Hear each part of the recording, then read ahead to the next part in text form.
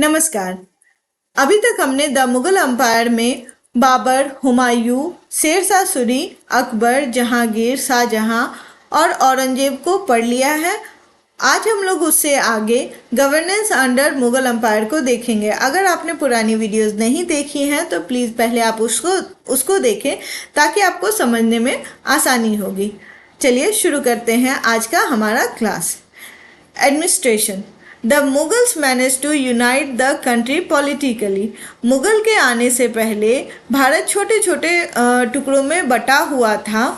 Mughal powerful था, इसलिए उसने लगभग पूरे भारत को अपने कंट्रोल में कर लिया। इसलिए यहाँ क्या लिखता है, the Mughal manage to unite the country politically. They established a uniform system of administration which was a combination of both Indian and Persian system. शासन के लिए मुगल ने शासन के लिए एडमिनिस्ट्रेशन के लिए एक यूनिफॉर्म सिस्टम बना के रखा था जो कि कॉम्बिनेशन था इंडियन एंड पर्शियन सिस्टम का. They believed in the supreme authority of the king. इसमें एडमिनिस्ट्रेशन का जो सुप्रीम था वो था king. A strong army and efficient minister assisted the emperor. Emperor को असिस्ट करते थे एक स्ट्रॉन्ग आर्मी और efficient minister. The whole empire was divided into सूबाज province which were governed by सूबेदार गवर्नर. पूरे अंपायर को बांटा गया था छोटे छोटे प्रोविंस में. प्रोविंस को क्या नाम दिया गया था, सूबाज. प्रोविंस के जो हेड होते थे, जो उसको गवर्न करते थे, उसको सूबेदार कहते थे या गवर्नर कहते थे. तो पूरा अंपायर किस में बटा हुआ था, सूबाज में. उसके हेड होते थे सूबेदार. The diwan was the collector of land revenue. Diwan कौन थे, दीवान थे कलेक्टर ऑफ लैंड रेवेन्यू, जो कि रेवेन्यू कलेक्ट करते थे. The Kotwal looked after the law and order in the city. Kotwal law and order को देखता था. कोतवाल अभी भी जो पुलिस स्टेशन है उसको कोतवाली कहा जाता है, इसलिए कोतवाल क्या करते थे, लॉ एंड ऑर्डर को देखते थे सिटी के. Akbar introduce the mansabdari system based on rank और position in the official hierarchy. Akbar ने इंट्रोड्यूस किया था मनसबदारी सिस्टम. मनसब मतलब ही होता है रैंक. मनसबदारी सिस्टम मतलब रैंक के अकॉर्डिंग ऑफिशियल को रखा गया था. उनका काम और उनकी सैलरी को रैंक के अकॉर्डिंग बांटा गया था. The Mansabdar were responsible for both civil and military administration. Mansabdar responsible थे सिविल एंड मिलिट्री एडमिनिस्ट्रेशन के. तो हमने एडमिनिस्ट्रेशन में क्या पढ़ा कि इंटायर जो अंपायर था वो किस में बटा हुआ था, सूबाज में बटा हुआ था. और सूबाज के या प्रोविंस के हेड को क्या कहते थे, सूबेदार. दीवान का क्या काम था, लैंड रेवेन्यू कलेक्ट करना. कोतवाल का काम था लॉ एंड ऑर्डर देखना. और पूरा जो अंपायर था उसका हेड कौन था, किंग था. किंग की मदद कौन करता था, स्ट्रॉन्ग आर्मी और एफिशिएंट मिनिस्टर. अकबर ने इंट्रोड्यूस किया था मनसबदारी सिस्टम जो कि बेस्ड ऑन था रैंक एंड और पोजीशन. मुगल एम्पायर के समय एडमिनिस्ट्रेशन कैसा था हमने अभी देखा. आइए अब हम लोग देखते हैं सोसाइटी एंड इकोनॉमी. उस समय का सोसाइटी कैसा था और इकोनॉमिकल कंडीशन कैसा था. The society was divided into 2 level. Society कितने लेवल में बटा हुआ था, 2 लेवल में बटा हुआ था. The nobility and the high official form the upper class. एक तो 2 लेवल में बटा हुआ था. एक था अपर लेवल, अपर क्लास, और दूसरा था लोअर क्लास. ठीक है, upper class, lower class. Upper class में क्या आया, novelty and high official upper class में आते थे. लोअर क्लास के अंदर आते थे agriculture and lolly job in the city. तो अपर क्लास में आ गए जो नोवेल्टी और हाई ऑफिशियल्स थे वो अपर क्लास में आते थे. They lived a life of luxury. वो लग्जरियस लाइफ जीते थे. The lower class were involve in agricultural and other lowly job in the cities. जो खेती करते थे या छोटे मोटे काम करते थे। They lived in miserable condition, उनकी स्थिति बहुत अच्छी नहीं थी, वो लोग गरीबी में जीते थे। The main source of state income was from the land revenue which was fixed at 1/3 of the produce. Main source of income क्या था? Land revenue. Main source of income क्या था? Land revenue. वो कितना था? 1/3 of the produce. 1/3 of produce. The state land was known as khalisa. State land मतलब जो emperor का या जो सरकारी लैंड कह सकते हैं, जो राजा का लैंड था, वो उसको क्या कहते थे? खलीसा कहते थे। Trade was well developed as Indian goods were exported to different part of Asia, Africa and Europe. तो व्यापार अच्छे से हो रहा था क्योंकि इंडियन प्रोडक्ट्स जो थे वो एक्सपोर्ट हो रहे थे। कहाँ कहाँ? एशिया में, अफ्रीका में और यूरोप में। Many foreign companies like Portuguese, Dutch and the English were involve in trading. Trading में कौन कौन इन्वॉल्व थे? Portuguese, Dutch and English. The Mughal emperor encourage trade by building sarai and road. Trade को बढ़ावा देने के लिए, ताकि ट्रेड में लोगों को परेशानी ना हो, लोग अच्छे से व्यापार करें, उसके लिए सराय बनाए गए और रोड बनाए गए। तो सोसाइटी और इकोनॉमी के बारे में हमने क्या पढ़ा? सोसाइटी में हमने पढ़ा कि सोसाइटी 2 लेवल में बटा हुआ था, एक अपर क्लास और एक लोअर क्लास। अपर क्लास में वो लोग थे जो नॉवेल्स थे, हाई ऑफिशियल थे, वो लग्जरियस लाइफ जीते थे।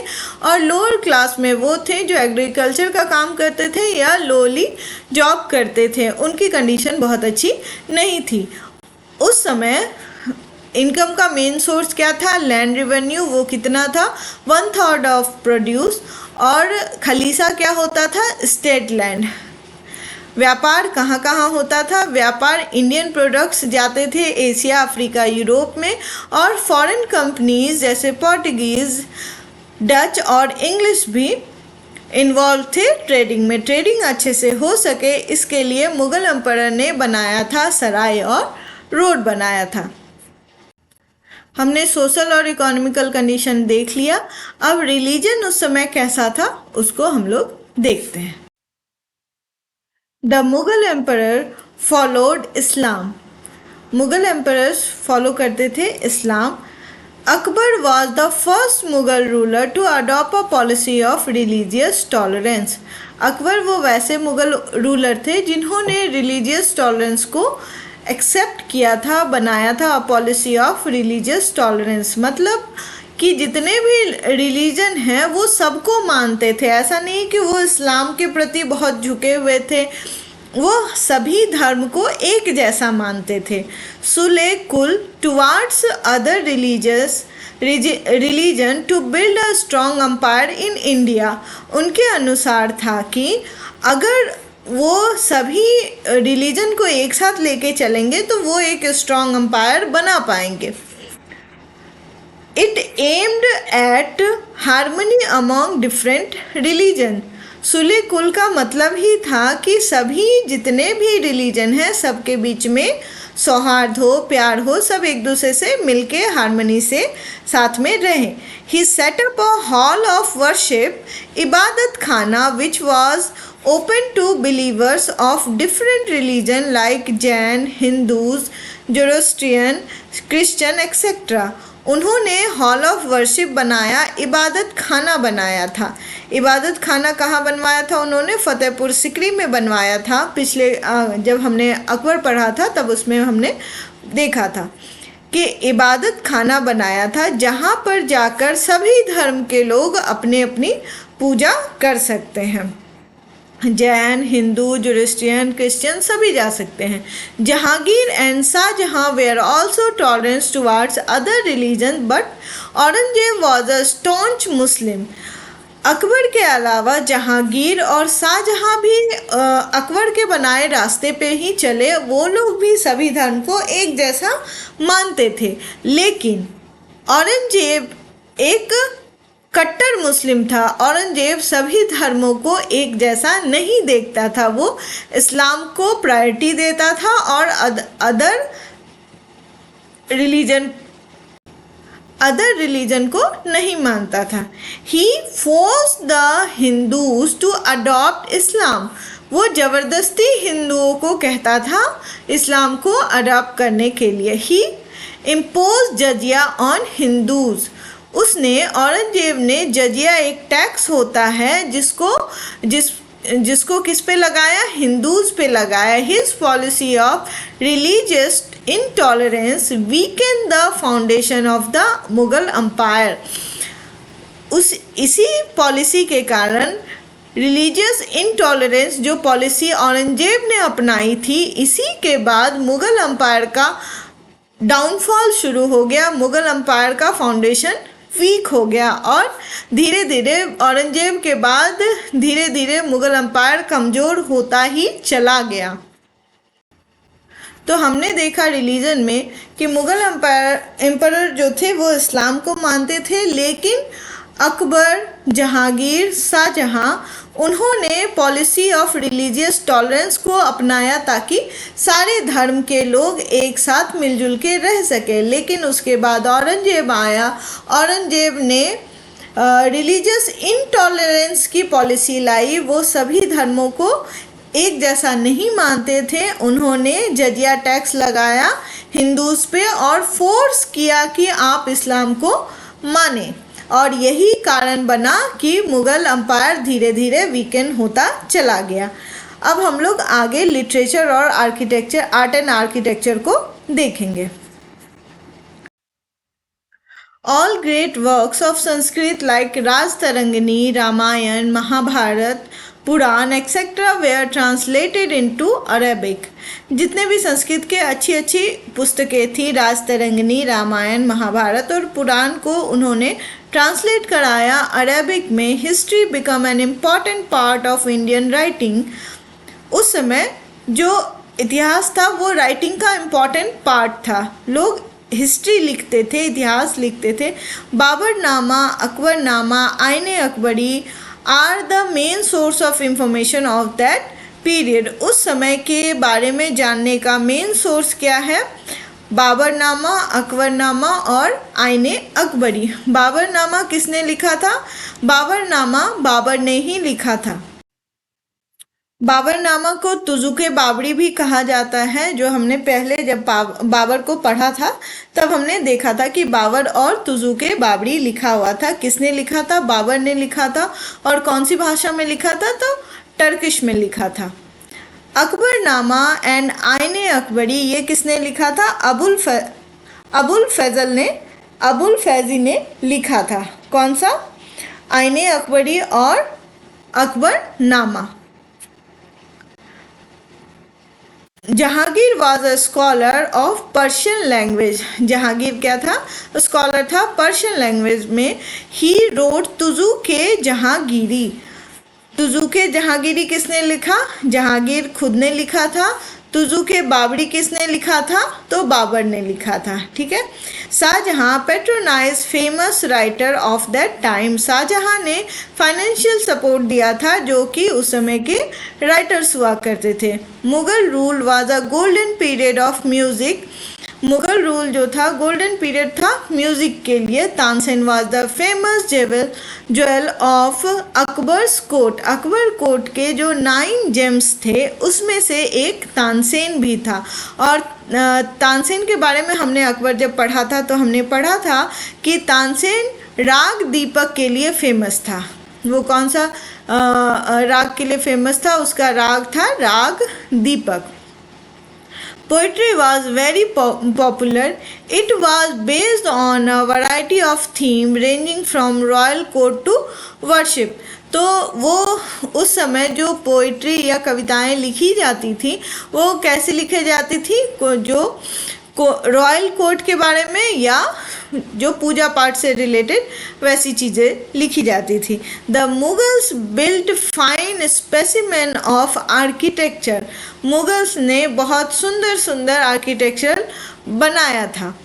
Akbar build the famous Humayun Tom in Delhi, Fatehpur Sikri and बुलंद दरवाज़ा नियर आगरा।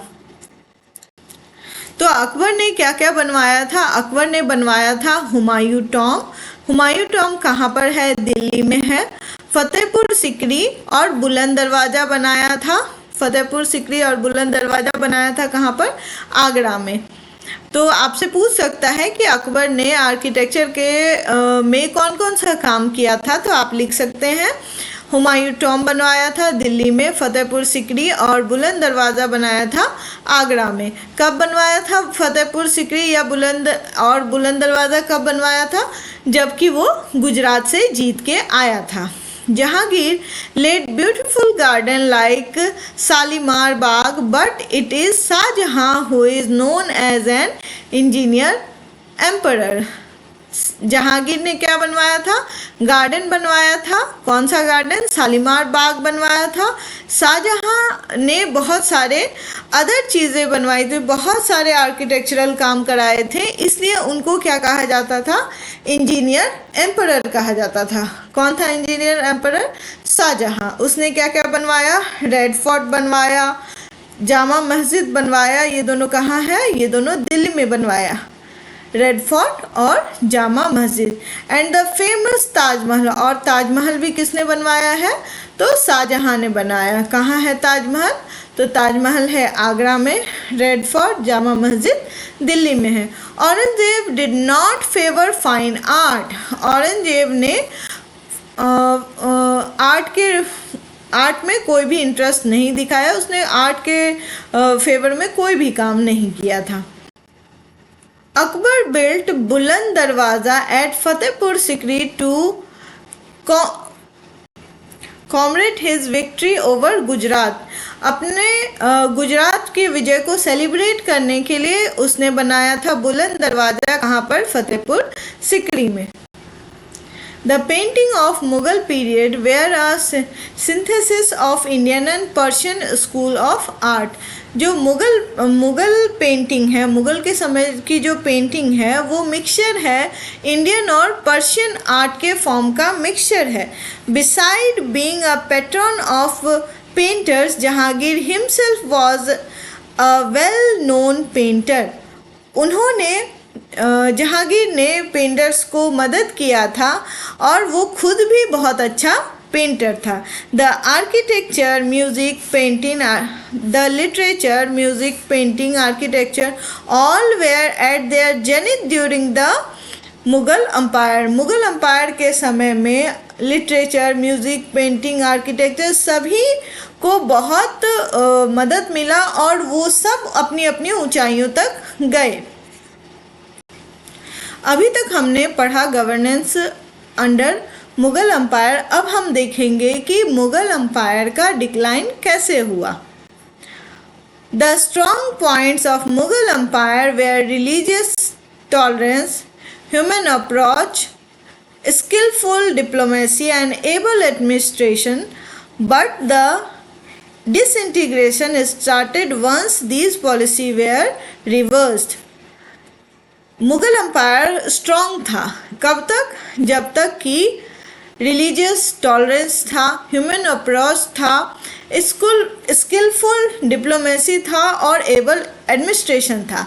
ये सब जब तक था तो मुग़ल आगे बढ़ रहा था, लेकिन जैसे ही ये सब पॉलिसी रिवर्स हुआ वैसे वैसे मुग़ल अम्पायर का डिक्लाइन हुआ।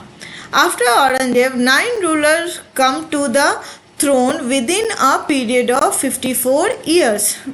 औरंगजेब की मृत्यु हो गई थी 1707 को और उसके बाद 1857 तक ही मुग़ल अम्पायर चला। लास्ट मुग़ल एम्परर कौन था? बहादुर शाह जफर सेकंड। इतने कम ड्यूरेशन में 9 रूलर्स यहाँ पर आए और चले गए। तो क्या कारण रहा कि मुग़ल अम्पायर इतनी तेज़ी से डिक्लाइन किया? आइए हम लोग देखते हैं। The religious intolerance of Aurangzeb turned the Rajput against him, who had always supported the Mughal Empire. Same was the condition of the Sikh and Marathas। Aurangzeb के आने के बाद उसने इस्लाम के अलावा जो भी रिलीजन थे उसको पसंद नहीं किया, उसको वो परेशान करता था, फोर्स करता था कि तुम इस्लाम को एक्सेप्ट करो। लेकिन यही वो कारण बना कि जिसके कारण जो राजपूत पहले मदद करते थे मुगल की, जो सिख या मराठा मदद करते थे मुगल की, वो धीरे धीरे उसके दुश्मन बन गए। The religious intolerance of Aurangzeb turned the Rajput against him, who had always supported the Mughal Empire. Same was the condition of the Sikh and the Marathas. The Mughals did not have any rule of succession, and hence the death of each ruler resulted in bloody war and conspiracy of nobles. Mughal में अगला successor कौन होगा इसका कोई rule fix नहीं था, इसीलिए जब भी रूलर की मृत्यु होती थी तो एक एक कंडीशन होता था कि सब एक दूसरे से लड़ते थे कि मैं अम्परर बनूंगा, मैं अम्परर बनूंगा। इसके कारण वॉर होता था, भाई भाई से लड़ता था, पिता बेटे से लड़ता था, और जो जीतता था वो बन जाता था राजा।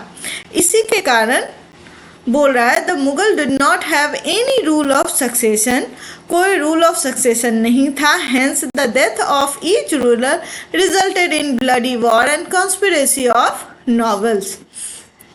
Weak and inefficient successor of Aurangzeb provided an open invitation for internal rebels and foreign invasion. Aurangzeb की पॉलिसी तो थी ही खराब, लेकिन औरंगजेब के बाद के जो सक्सेसर थे वो उतने पावरफुल नहीं थे, वो वीक और इनएफिशिएंट थे, जिसके कारण क्या हुआ कि इंटरनल रिबल हुआ। जो भी उस समय मुगल के अंडर में थे वो रिबेलियस हो गए और अलग हो गए, और फॉरेन इन्वेशन, बहुत सारे जो फॉरेन आक्रमणकारी थे उन्होंने आक्रमण किया, और धीरे धीरे मुगल अम्पायर जो है सिकुड़ कर सिर्फ दिल्ली तक ही सिमट कर रह गया औरंगजेब के बाद। Corrupt official and heavy burden of land revenue resulted in revolt by peasants, leading to low tax collection. Tax collection भी कम हो गया, क्यों कि जो ऑफिशियल हैं वो हैवी बर्डन देने लग गए कि टैक्स दो। ठीक है, वो पीजेंट को ज़बरदस्ती टैक्स तो लेते थे, बट वो टैक्स ठीक से एम्परर तक पहुंचता नहीं था, जिसके कारण पीजेंट भी गुस्सा हो गए कि भाई हम तो टैक्स दे रहे हैं, लेकिन वो तो टैक्स कलेक्शन में जा ही नहीं रहा था, क्योंकि ऑफिशियल क्या थे, करप्ट थे। इसीलिए वो बर्डन किस पे पड़ गया, पीजेंट के ऊपर।